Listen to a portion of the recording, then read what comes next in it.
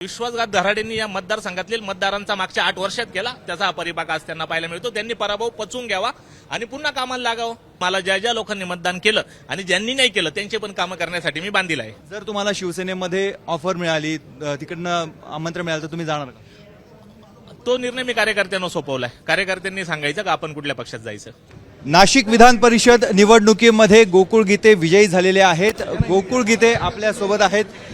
आपला विजय झालेला आहे। महायुतीचे उमेदवार नरेंद्र दराडे यांचा आपण पराभव केला। हे बघा, मी पहिल्यांदा आपल्याला स्पष्ट करू शकतो का, जरी ते महायुतीचे उमेदवार असले तर या ठिकाणी पसंती क्रमांकाचं मतदान होतं। त्या ठिकाणी पक्षाचं चिन्ह किंवा पक्षाचा असा काही कुठला प्रोटोकॉल नव्हता। त्या ठिकाणी त्यांना महायुतीने शिवसेनेने त्या ठिकाणी ही निवडणूक एबी फॉर्म दिलेला होता आणि आपल्याला माहित आहे का त्या उमेदवाराबद्दल मागच्या 8 वर्षात प्रचंड रोष या मतदारसंघात झालेला होता। पण वरिष्ठांना तो रोष लक्षात न आल्याने पुन्हा तीच उमेदवारी त्या ठिकाणी त्यांना दिली गेली। त्यानंतर त्यांना त्यांची चूक लक्षात पण आली, पण तोपर्यंत एबी फॉर्म द्यायची मुदत संपल्याने तो उमेदवार रिप्लेस न करता आल्याने त्यांनी त्या ठिकाणी ही निवडणूक पुढे नेली। आपल्याला माहित आहे माझ्या परिवारावर पण किती मोठा प्रेशर त्या ठिकाणी दबाव त्या ठिकाणी आपल्याला पाहावयास मिळाला।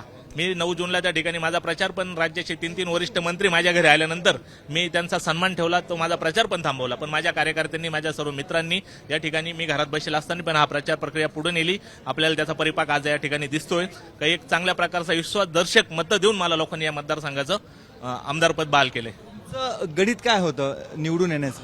नाही, मी तुम्हाला पहिल्या दिवशी पण सांगितलं होतं की या मतदारसंघातला तो कुठल्याही पक्षाचा जो मतदार आहे तो जरी त्या पक्षाच्या माध्यमातून निवडलेला आलेला असेल, पण त्याला एक वैचारिक स्वातंत्र्य असतं, वैचारिक मत असतं आणि त्या मताच्या आधारे मला खात्री होती की हे मतदान मला प्राप्त होईल। म्हणून मी माझी निवडणूक पुढे कॅम्पेनिंग केली आणि मला त्या लोकांनी मतदान केलेलं आहे। जवळपास 466 मतं ही महायुतीच्या बाजूला होती। तुम्हाला 357 मतं मिळालेली आहे।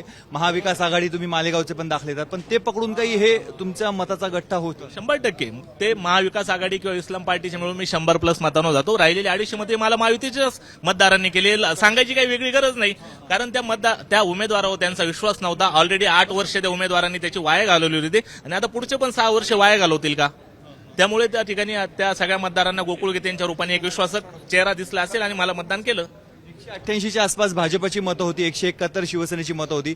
कुठली किती मतं मिळाली ते तुम्हाला? नाही मला सांगता येणार, ते कसं काय मी सांगू शकतो। आता गुप्त प्रक्रिया असते मतदानाची, पण मला ज्या लोकांनी मतदान केलं आणि ज्यांनी नाही केलं त्यांचे पण कामं करण्यासाठी मी बांधील आहे। उदय सामंतांचा निरोप आहे, तुम्हाला मुंबईमध्ये बोलवलंय, तुमच्यासाठी विमान देखील मी आहे। बाहेर गेल्याशिवाय तो निरोप कोणाकडे आलाय, काय आलाय मला माहित नाही। मी बाहेर गेल्यानंतरच मला कळेल। तुम्ही जाणार?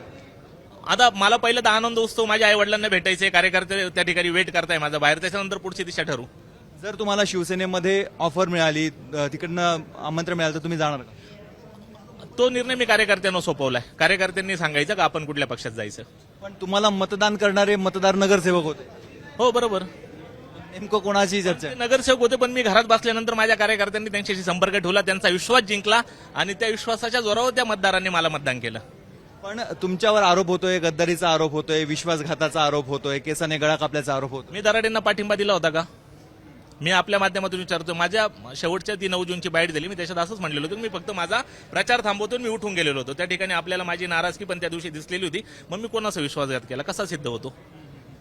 तुमच्याकडे 3 मंत्री आलेले होते। विश्वासघात धराडेंनी या मतदारसंघातील मतदारांचा मागच्या 8 वर्षात केला, त्याचा हा परिपाक आज त्यांना पाहायला मिळतो। त्यांनी पराभव पचवून घ्यावा आणि पुन्हा कामाला लागावं। अजून त्यांचा आहे, अजून पुढच्या 6 वर्षांनी पुन्हा यावं, त्यांनी लढावं। तुमचे बंधू गणेश गीते यांच्यावर प्रचंड दबाव होता या संपूर्ण निवडणूक प्रक्रियेत। माझ्या पूर्ण कुटुंबावर दबाव होता आणि राहणार होता, तेवढा अधिकार आहे। ते लोक आमच्यावर प्रेम करतात। आपल्याला माहित आहे का सगळ्याच मंत्री स्तरावरचे जे काही लोक होते त्यांचे आणि आमचे संबंध चांगले राहिलेले आहेत। आता गिरीश महाजन म्हणा, उदय सामंत यांच्याशी तुमची थेट काही चर्चा झाली आहे का? नाही चर्चा झाली, काही थेट चर्चा झालेली नाही। आता बाहेर गेल्यानंतरच मला त्यांचे निरोप मिळतील, जर आले असतील तर। मुख्यमंत्री एकनाथ शिंदे यांचाही तुम्हाला निरोप होता की थांबून जा, तरी देखील तुम्ही थांबला नाही? 100% मी थांबलो ना, मी प्रचार थांबवला होता माझा। पण आपल्याला माहित आहे का त्या ठिकाणी मी प्रचार थांबवल्यानंतर सोशल मीडियावर एक लाईन फिरवली की महाराष्ट्रात आता घरात बसून निवडून येणारा आमदार त्या ठिकाणी महाराष्ट्र बघितला महाराष्ट्राने। तुमच्या वहिनी दीपाली गीते ह्या कॅम्पेनमध्ये होत्या दराडेंच्या, त्यांची किती मदत मिळाली तुम्हाला?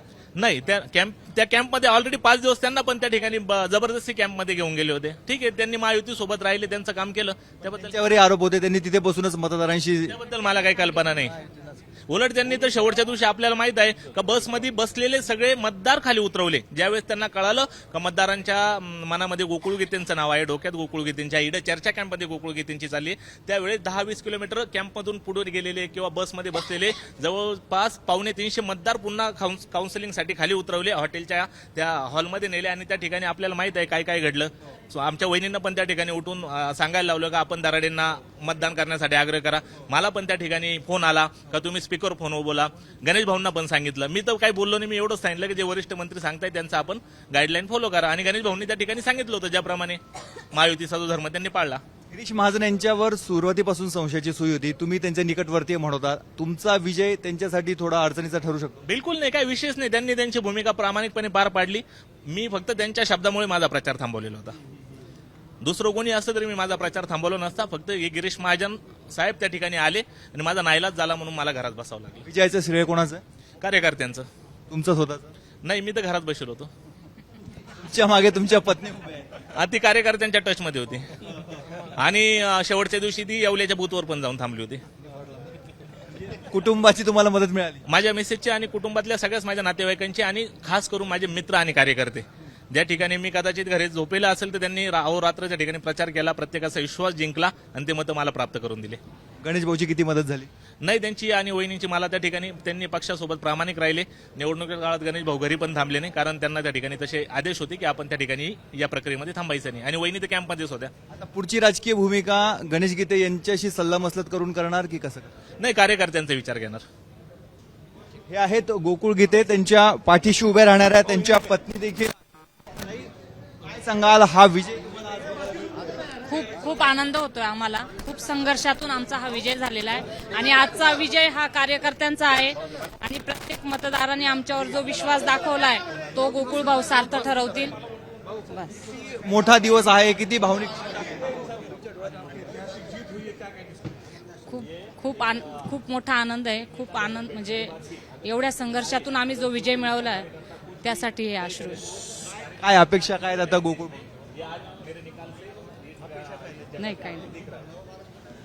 ह्या गोकुळ गीते यांच्या पत्नी आहेत, आता त्यांच्या पाठीशी खंबीरपणे उभ्या आहेत. आणि जसं गोकुळ गीते यांनी सांगितलं की माझे कॅम्पेनिंगचं काम हे त्यांच्या पत्नीने केलं, मित्रपरिवाराने केलं आणि म्हणून त्यामुळे आजचा हा दिवस त्यांना बघायला मिळतोय. त्यामुळे आता इथून पुढे नेमकं महायुतीमध्ये वादाची ठिणगी पडणार का, पडली तर ती कशी पडणार, गोकुळ गीते यांची पुढची राजकीय भूमिका कशी असणार हे बघणं अत्यंत महत्त्वाचं आहे. कॅमेरामन किरण कटारेसह मुकुल कुलकर्णी, एबीपी माझा, नाशिक. एबीपी माझा, उघडा डोळे बघा नीट.